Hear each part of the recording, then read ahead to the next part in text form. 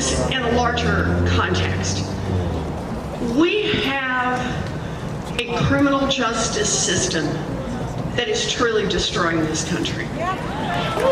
It is fundamentally wrong. And we have to be honest, straight up front, about what it is. Race lies right at the heart of it. Think about this. We have a criminal justice system where for the exact same crimes, African Americans are more likely than whites to be arrested, to be detained, to be taken to trial, to be wrongfully convicted, and to be given harsher sentences. And no bail. We got to call the system out. We need revision of this system from the beginning to the end. So, and I got a plan for that. So I'm just going to try to give some quick pieces as we go through. Part starts with what we make unlawful, what's illegal. And here's a good one. It turns out that people of color and whites use marijuana at about the same rates. I know nobody here does. But at about the same rate, still illegal federally, at about the same rates. But people of color are about 3 to 4 times more likely to be arrested. You know one way you can fix that? How about we just make marijuana legal?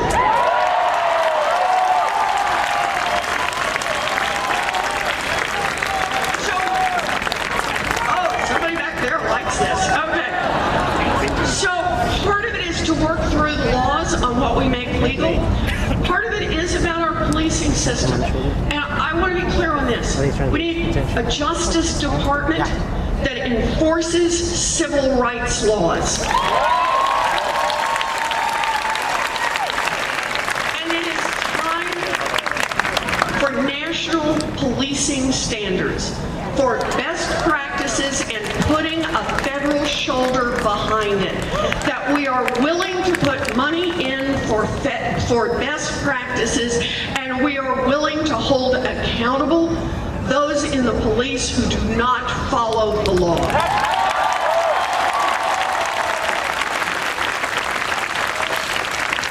If I can, I just want to mention 2 or 3 more. We've got to end the cash bail system. Nobody should go to jail because they're broke. And no more for-profit prisons.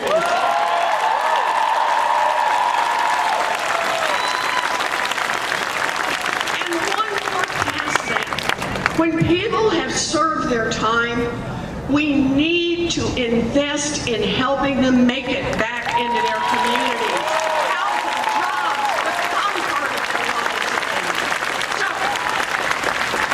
there's a lot to this, but it fundamentally boils down to we've got to be a country that believes in the worth of every single person and lives that every single day. Thank you.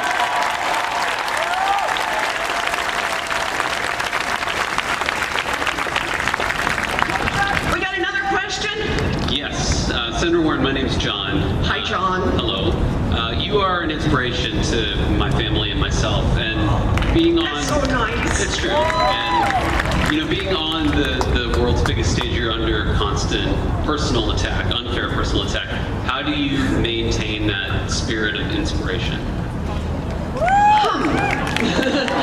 You know, though, John, actually, and some guys says you got a plan for that. It's true. I have a good husband and a great golden retriever.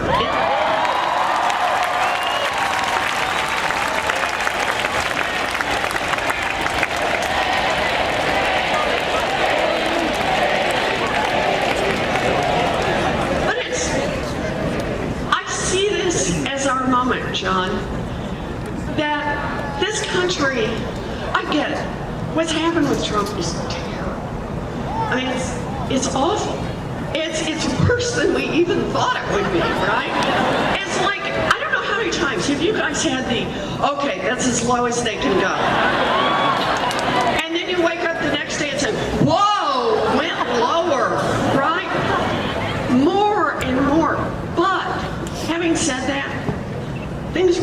broken in this country long before Donald Trump came along. A country that elects a man like Donald Trump is a country that's already seriously in trouble. We have had decades now of a country that just inch by inch kept working better and better and better for those with money, and a little less and a little less and a little less for everyone else, until we have created this grotesque system where the top 1/10 of 1% of great fortunes in this country now have their own full crews that work for them to help them amass more and more money, while everyone else struggles to make it paycheck to paycheck, where people who have good jobs watch their lives turned upside down by one bad medical diagnosis, where the possibility of owning a home moves further and further out of reach for families who bust their tails every day. But here's the thing, we're a democracy, and there's a whole lot more of us than there is of them.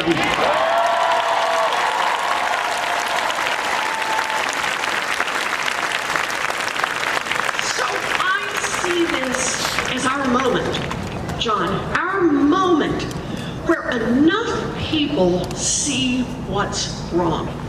Enough people say, whoa, elections matter.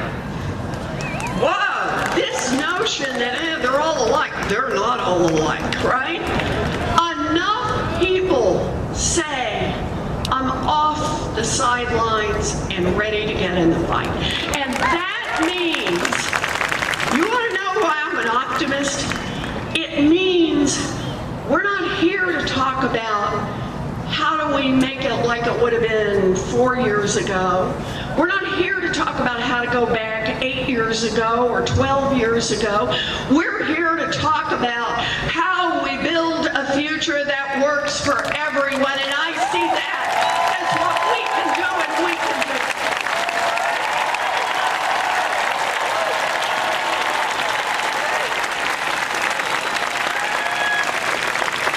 So we need to get to selfies. I mean, dang.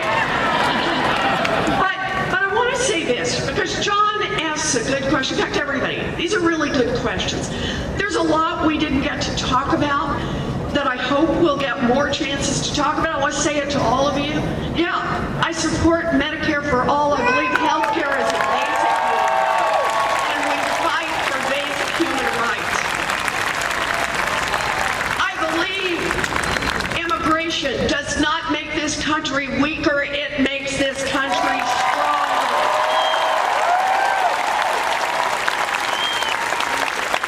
And I believe that together we can rebuild our democracy so it doesn't just work for a thin slice at the top, so it works for everyone.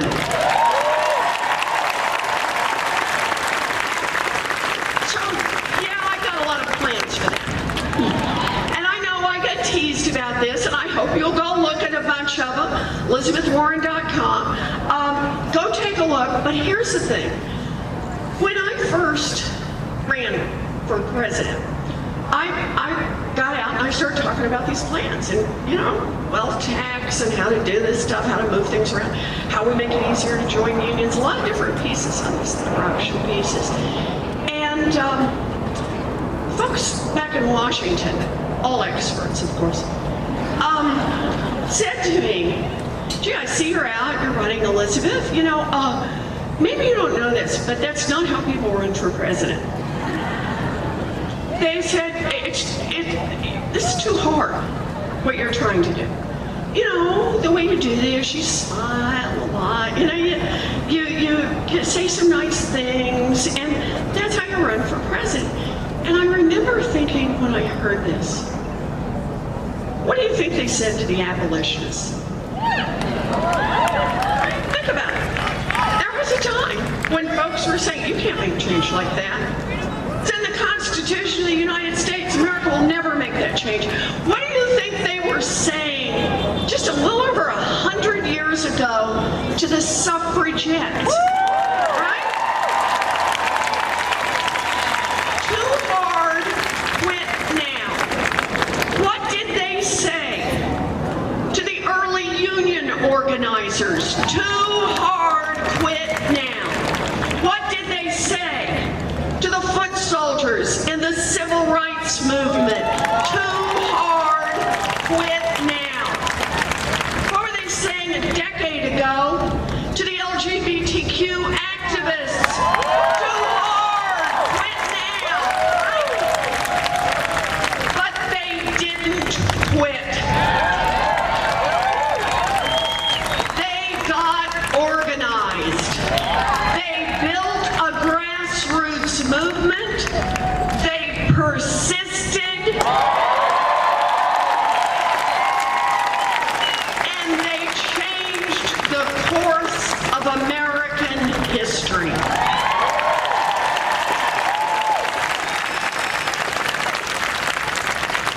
This is it. This is our moment in American history.